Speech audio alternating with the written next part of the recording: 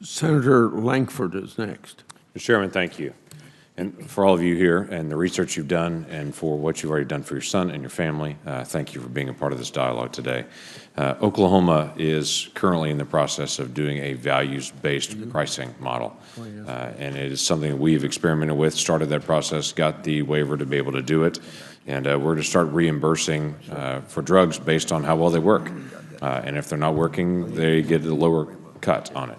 And so it'll be an interesting model, and we'll come back and try to give you more data as I hope we can interact on this in the days ahead based on what we're doing in our state with the Medicaid program. Mr. Holtz-Egan, you mentioned earlier about 340B being what you thought was a driver of an increase in cost overall, and then didn't have a chance to be able to fill in the gaps. Why? Why do you think the 340B is a perverse incentive there?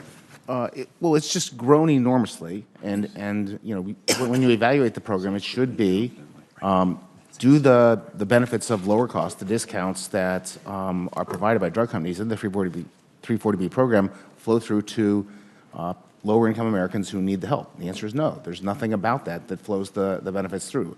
So you've got this program which has large amounts of discounting, which is helpful to the hospitals and others who are benefiting from it, but it forces drug companies to raise prices elsewhere, feeds the general upward pressure in other parts of the sector, and is a classic example of how we're shifting costs around and not dealing with the underlying costs. Okay, back to the previous comments we've had about rebates. If you're going to participate in the Medicaid program, you have to be a rebate. You have to give rebates as a part of that formulary. What is a better way to handle this, or for us, is it just a matter of stepping in and saying rebates were an experiment that have been done for decades and it needs to go away?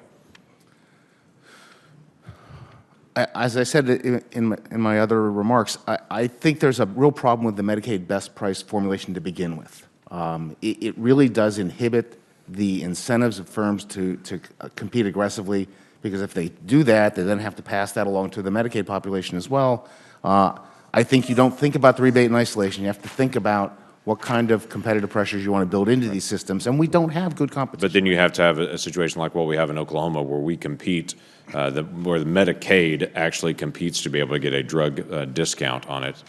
We don't do a PBMs. Other states have PBMs for their Medicaid. We do it as a state to be able to do that and be able to compete for a better price and actually beat the price of a lot of PBMs.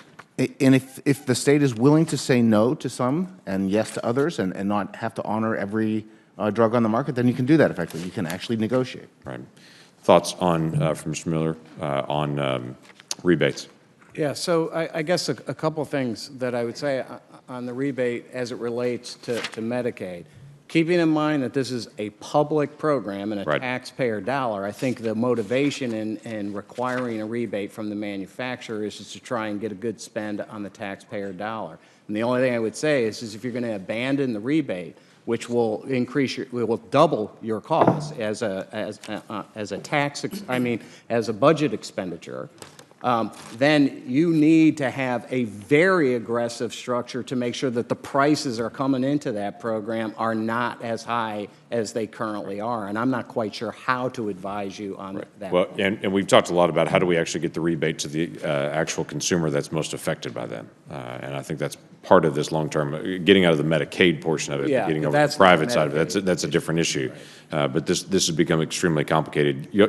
Several of you have brought up, and several of us have brought up this issue about a flat fee, basically, for doing a prescription rather than a percentage. That's currently in the Medicaid program right now for the pharmacist. The pharmacist doesn't get a higher amount based on the cost of the prescription.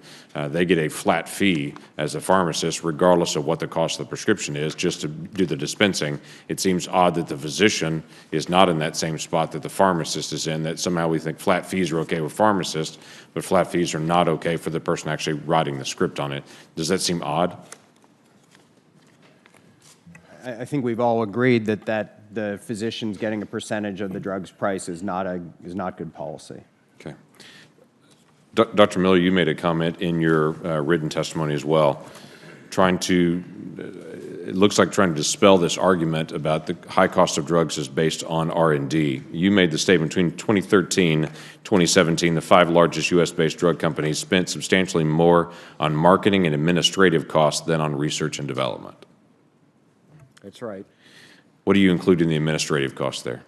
I'm not sure I can book this through this for you right here, but we're talking about things like marketing costs, the advertising costs. Those are included in the number that we were putting together. I can come back to you and give you the detail on what we put in. I just can't do it off the top. Sure, no, that's fine. But are you trying to push back on the issue of everyone who says the drug cost is going up is because of R&D, actually is not comparable because administrative costs and marketing costs are as high as their R&D cost? I'm trying to say a couple things, and I appreciate the opportunity to spell it out. The first thing that I would say to you, and again, this draws again on Peter's research, the revenues that come out of the United States exceed R&D revenues by something like 75%, somewhere in that range. And so the first point is when people say R&D is driving these prices, there is a big disconnect in that. The second point we're trying to make with that is we looked at specific companies and said,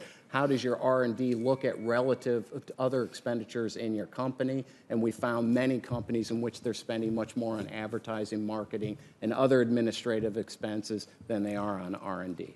Okay.